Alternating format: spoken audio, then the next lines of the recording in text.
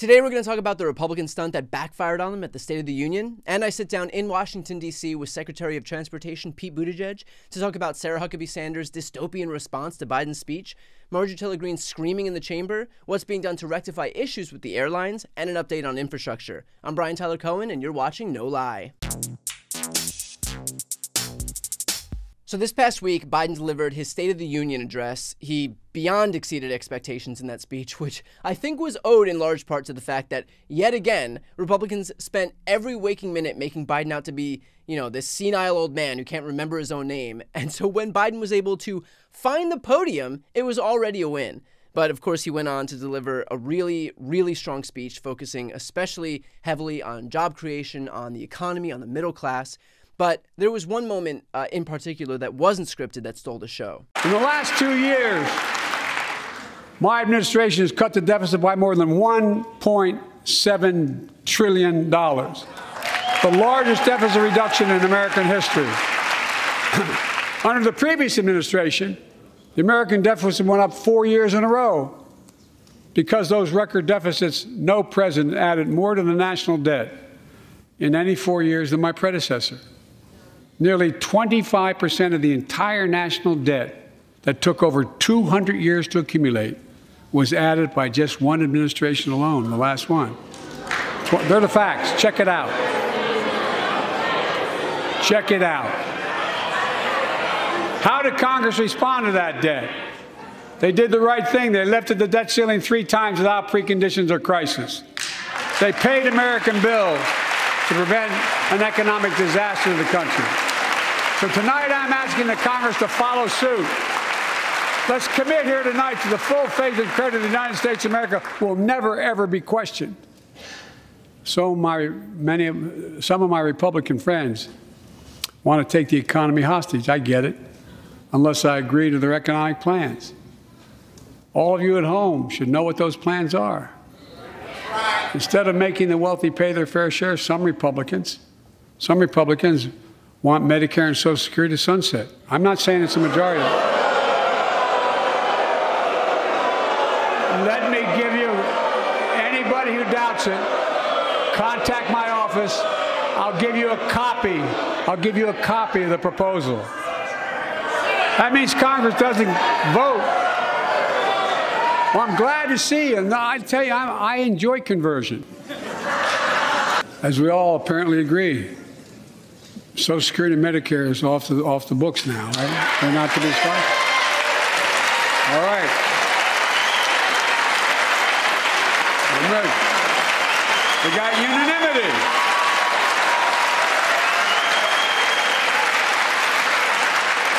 So Biden was explaining that he would protect earned benefit programs like Social Security and Medicare and Medicaid from very accurate and well-documented attacks by Republicans, which are no secret, and I'll get to that in a moment. But because Republicans doth protested too much and made sure to make a big scene because they thought that would be a good way to score an easy win against him, instead Biden forced them to avow those programs and stand up and applaud for them and got everyone on record basically promising to protect earned benefits. Was it under duress? You bet. But did he get a win anyway thanks to an unforced error by Republicans? Absolutely. Now, there are, of course, those who say, well, Republicans weren't really going to go after earned benefits anyway.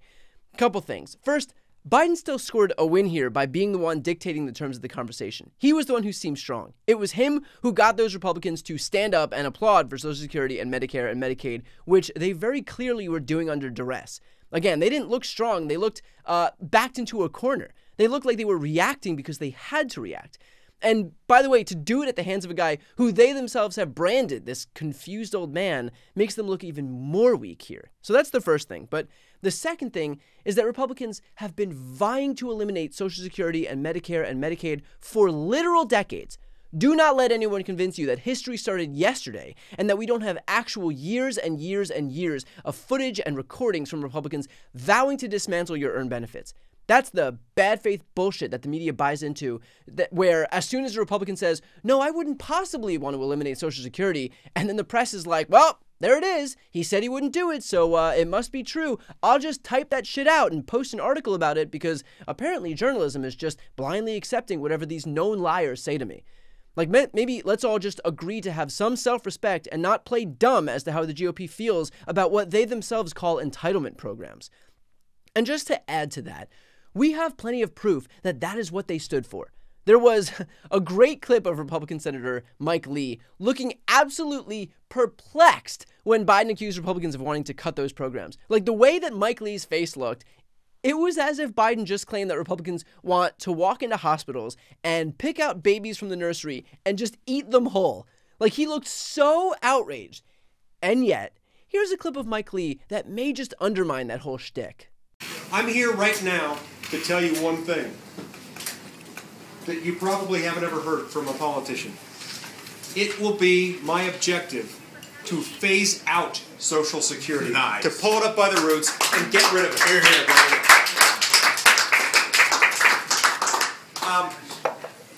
People who advise me politically always tell me that's dangerous, and I tell them, in that case, it's not worth my running.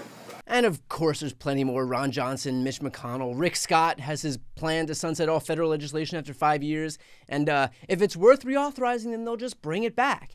And let's be honest, you would be more likely to see Republicans authorize a kindergarten-level critical race theory program than to authorize Social Security, Medicare, and Medicaid again. So again, if you read the news and you hear someone say that Republicans have already come out against cutting those programs, please use like a single ounce of discernment. But the fact that we're even talking about this at all is owed entirely to the Republican Party's biggest problem right now, and that is that they want the attention. Their capital is cashing in on the attention economy. They needed to get up and scream and call Biden a liar and challenge him during his speech because they have every incentive in the world to just appeal to their basest instincts because that's why they're there. It's not to govern. It's not to pass legislation. It's not to lower costs for their constituents. It is to be more famous. That's it. They're holding Twitter hearings because their tweets aren't getting enough likes and they need someone to blame because their top priority is building a following for themselves. They're holding Hunter Biden dick pic hearings because they know it'll get picked up on Fox News and they can cash in for a 5-minute cable hit. If you can tell me which part of investigating Twitter or Hunter Biden's penis helps anyone other than those Republicans looking for attention for themselves, I'm all ears. And so, yes, their desperation for attention pretty much left the Republicans disarmed when it comes to eliminating earned benefits. But it also represents an issue for them moving forward. Because on one hand, you have Americans consistently rejecting these loud extremist Republicans at the ballot box, from Trump to Kari Lake, Dr. Oz, Herschel Walker. While on the other hand, every indication shows that it's only getting worse. When Joe Wilson, Republican from South Carolina, called Obama a liar at his State of the Union speech in 2009, it was this massive scandal. Now it's basically expected from the right. There is no moderation in that party. And in fact, what moderates are left have basically been castrated by the extremists, by, the Marjorie Taylor Greenes and Matt Gaetzes and Jim Jordans. People sometimes criticize my videos if I cover Marjorie Taylor Greene, and they ask why I give her the airtime, since that's exactly what she wants. And the answer is because if they are going to make this extremist the face of that party, then who am I to help them by hiding her? I didn't elect her. I didn't put her on committees. I didn't make her best buds with the Speaker of the House. I didn't make her the face of the GOP. They did. And if they want to put an extremist front and center, knowing full well that over and over in election after election, Americans continue to repudiate those very people, then that's not my problem, it's theirs. Here's a preview of my interview with Pete Buttigieg. In that chamber, Marjorie Taylor Greene made her presence known every opportunity she could by, screaming or doing what she does. What was the feeling in the room? What was the sense in the room while she was doing what she was doing? I mean, it's unfortunate when somebody decides to seek attention that way. And at the same time, in the room, you could feel that there's like 1,000 people in there. Most of them are there to respectfully hear the president, whether they agree with him or not. And then you got these fringe figures who I think can really embarrass their own caucus. And, it was a real problem for a speaker who I think wanted to demonstrate that there were adults in the room. But you try to remind yourselves that that's just a couple of voices, not most of the room. Did it seem like there was any frustration, even among Republicans, with what she was doing? I think so. I could hear a little bit of squirming even from around that side. Me. And again, there's a range of opinion in that body. That's normal. That's healthy. That's how it's supposed to work. But there shouldn't be a range in terms of your level of respect for the presidency or for the process that you're part of. Marjorie Taylor Greene presided over the House last week. She has this public affection with Kevin McCarthy. She's clearly vying for Trump's vice presidential spot, for his, effort to become the 2024 Republican nominee. What does it say that Marjorie Taylor Greene not only wants to be the face of that party, but that the party seems to want to let her be? It's a worrisome thing to watch, because usually when you see that kind of, it's just some of what we've seen from this representative. It's not just extreme policy positions, it's an extreme nature. I mean, the conspiracy theories, the space laser stuff, this is just something that I think any other leader would want to distance themselves from. But look, the speaker is working with the slimmest of majorities, and maybe he doesn't feel like he can afford to lose even the most disgraced or extreme member of his caucus. I get that, but that's a them problem. And at the end of the day, we think the best thing to do is to work with us on good policy. Again, every single thing the president mentioned in the State of the Union speech, most Americans strongly support. So if I were in the position of any of the Republican congressional leaders, I would be making a list of at least a few of those things that we could work together on, and hopefully we will on at least a few of the items on that unity agenda. To check out my full interview with Pete Buttigieg, click the thumbnail right here on the screen, or check out the interviews playlist on my YouTube channel. And as always, if you want to see more of my content, don't forget to subscribe.